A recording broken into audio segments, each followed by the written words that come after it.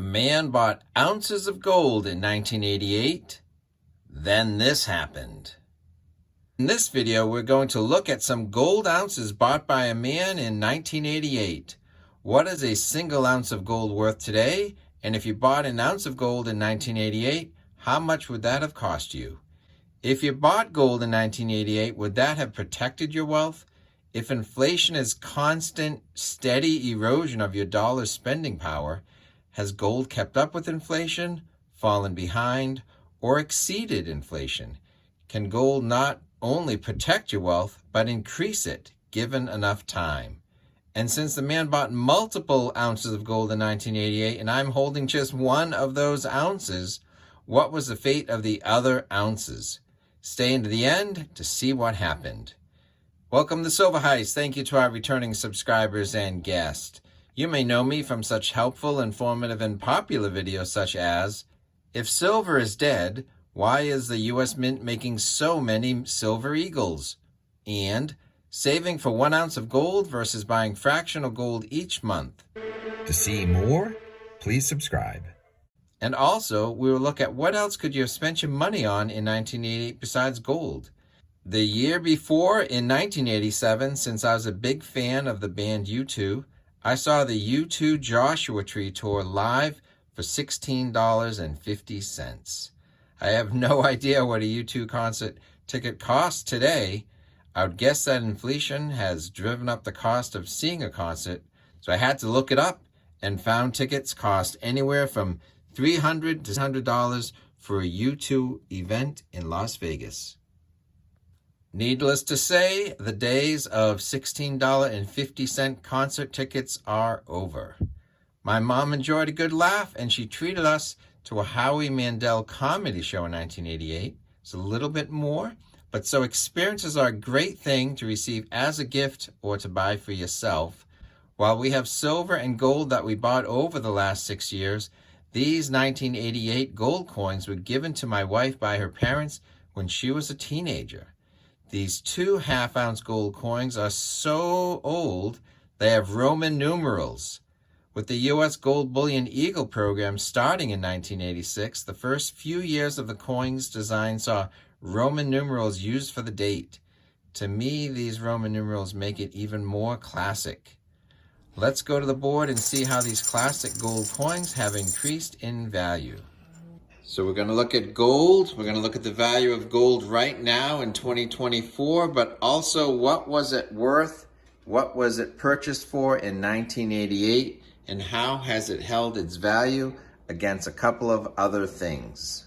So right now, gold is trading at over $2,000 an ounce, $2,039. It's been holding steady or above $2,000 for about a month and a half as we started 2024, and we'll see where it goes.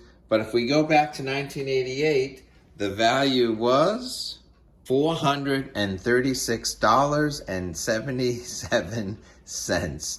So those 2 half-ounce gold coins minus premiums, an ounce of gold in 1988 was $436, the average for the year 1988. So to me, that's a very impressive return or an increase in value for something as stable as gold. It has gone from $436 to over $2,000 in a span of about, well, over 35 years. But people are always going to say, what about comparing it to the S&P 500 or the stock market? So how about this? How does that compare to Apple? Well, in 1988, Apple already had its Macintosh computer created, and if you took your $436 and you bought Apple stock in 1988, what do you think it would be worth today?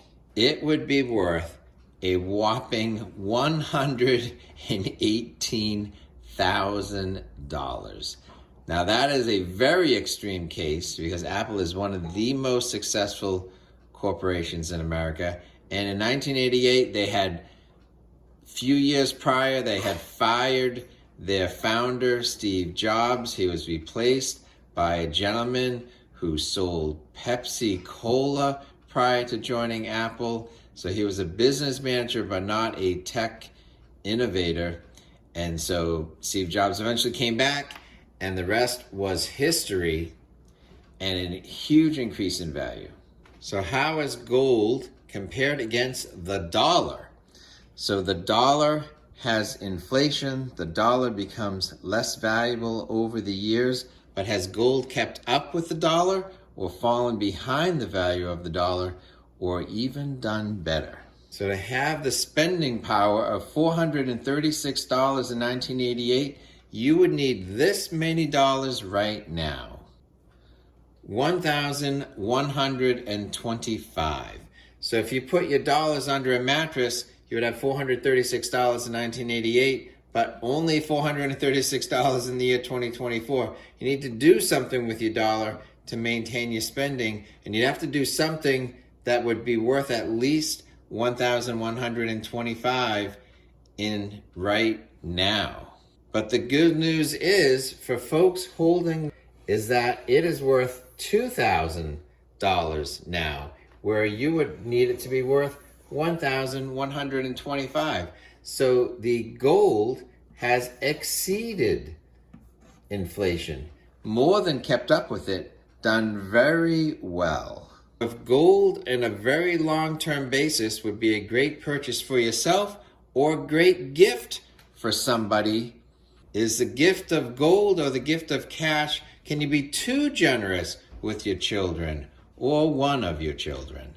So a cautionary tale of gifting money to your children while you're alive, and then also in your will, I will share this true story. My sister has a good friend. I've met him and his wife multiple times. The story that happened was that this man's brothers always thought their mom liked him best. They speculated that she treated him to four-figure cash gifts multiple times over the years. So when their mom passed away, this man's siblings were very angry that when it came time to evenly divide the inheritance, that the money had shrunken significantly. They were convinced that their mom gave away too much of her money to this one son. Well, these brothers wanted to sue their own brother and look at the old bank records, etc.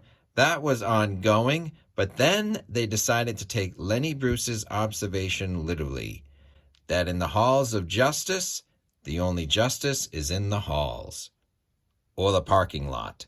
These two brothers jumped the other brother and beat him in a parking lot, all because of money. So with that in mind, I was pleased that my parents had told us that they would evenly divide their retirement savings that they had accumulated in their wills to myself and my four siblings evenly. With Mom gone, as my dad's illness progressed the past few years, each of my siblings helped him in the way that they could. No sibling rivalry. We all rallied to help Dad. Some of his children were good at managing his affairs or able to take unexpected phone calls from doctors, while others might visit him to take him to scheduled appointments or to visit him to watch a ball game on TV. So when he did pass away this past year, I thought of buying a special coin for my collection that would honor him, but before I did, my good friend Silver Stealer and Winning Image Photography surprised me by sending me this 1938 Mercury dime as a thoughtful gift. Thank you. If you're gifting money to your children while you're alive or in your will, to me it makes sense to keep it simple and keep it transparent and treat all your adult children the same with equal-sized gifts. Harmony amongst the siblings is valued. Well, a man did buy ounces of gold in 1988, but what happened to the other ounces? Since my wife had gotten a generous gift of an ounce of gold from her parents in 1988, we might be curious to ask her brothers excitedly, look at these 2 half-ounce gold coins that Dad bought a long time ago. What did you guys do with your gold coins? But to maintain harmony, it might be best to not ask the question since we don't know the answer. So we did not ask the question. Because hypothetically, what if one of her brothers said, I remember those gold coins, but unfortunately I moved a few times when I was younger, and I lost the coins in one of my moves. Then what if the second brother said, I remember those gold coins, but I sold mine back in my young 20s and bought something else that I wanted. Funny thing is, I can't even remember what that might have been. But what if the third brother said, "You guys got gold coins?" Oh no! Like I said, to maintain harmony, best not to ask too many questions. Please give this video a thumbs up. Thanks for watching.